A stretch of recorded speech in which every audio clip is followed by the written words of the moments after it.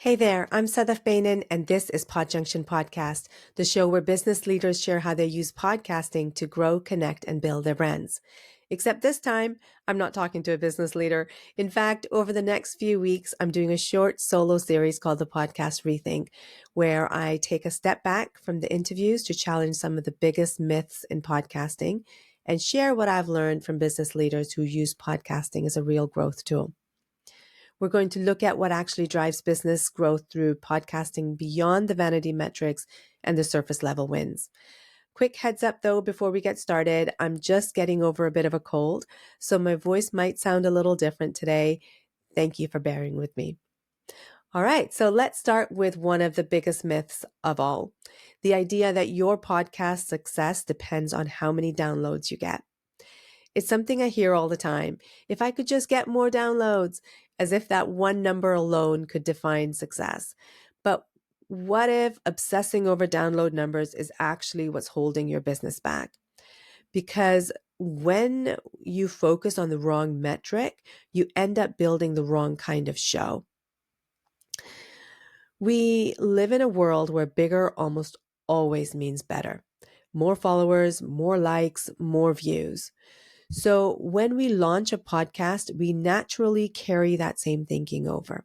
We open our hosting dashboard, see that little graph, and start chasing it upwards. But podcasting isn't Instagram. It's not YouTube. It's not designed for mass appeal. And the platforms themselves encourage this mindset because what do they highlight first? Your total number of downloads, not engagement, not impact, just raw volume. The problem is those numbers don't tell you what you really need to know, which is who's listening, how deeply they're connecting, and whether your show is driving business results. I've had guests on this show, you'll know this, who get maybe 500 downloads per episode, but have built thriving, profitable businesses because of it.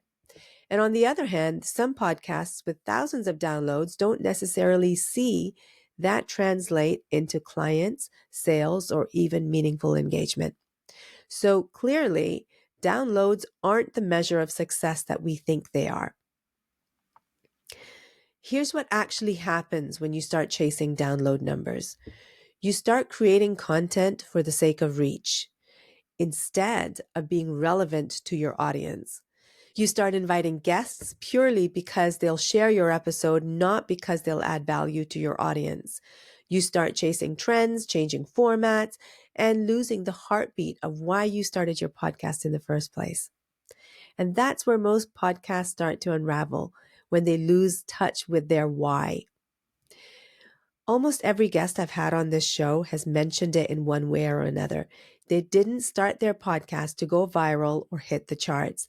They started it to connect, to teach, to build trust, to have meaningful conversations that support their mission. You see, when you forget your why, every decision starts to feel reactive. You chase trends instead of staying anchored in purpose. You tweak your format because someone else over there is doing it better. And before long, your show feels busy and certainly not impactful. The irony is that your why is the one thing that makes your podcast truly yours, truly unique. It's what gives your content a heartbeat. You will have heard it here in Podjunction before that podcasting is a long game. It's about depth, not breadth. Scott McInnes, who hosts the Building Better Cultures podcast, said it perfectly, and I quote, "We decided early on to go a mile deep and an inch wide." And that's exactly it. Podcasting isn't about casting the widest net. It's about going deep with the people who actually care. When you go deep, you build authority. When you stay shallow, I'm really sorry, but you're just adding to the noise. And here's why that matters. Download numbers are what we call vanity metrics. They look impressive, but rarely translate to revenue. I've heard stories of podcasters making six figures with just a few hundred downloads an episode because they have built a small, loyal audience of the right 200 people, which is their ideal clients.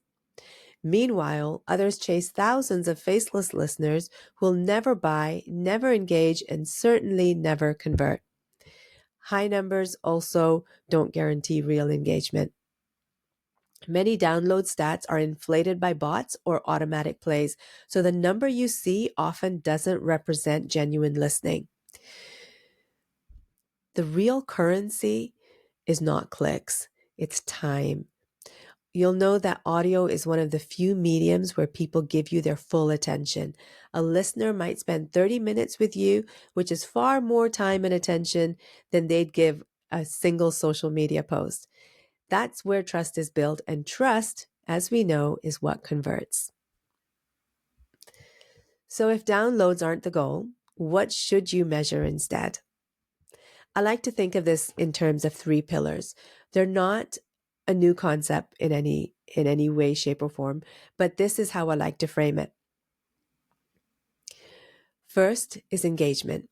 Engagement is about how your podcast sparks conversation. Dave Jackson, founder of the School of Podcasting, talks about this all the time. That one email or DM from a listener who says, "I finally started my podcast because of your episode," is worth more than 100 silent downloads, because that's proof of impact. Engagement isn't likes or vanity comments. It's the feedback loop that tells you your content hit home. It could be someone sharing your episode in a team chat, or referencing your point in a meeting, or reaching out because something you said resonated. That's momentum you can measure, and it compounds over time. The second pillar is relationships. Think of what Roger Martin said about his ThriveMore podcast. How many of his franchise leads came directly from guest conversations or referrals sparked by the show. Or Brett Curry, who told me that his podcast became one of his agency's strongest business development tools because each episode built credibility and deepened client trust. Your podcast is a networking engine. Every conversation opens a door to clients, to collaborators, to mentors. And when you view it that way, you realize something powerful.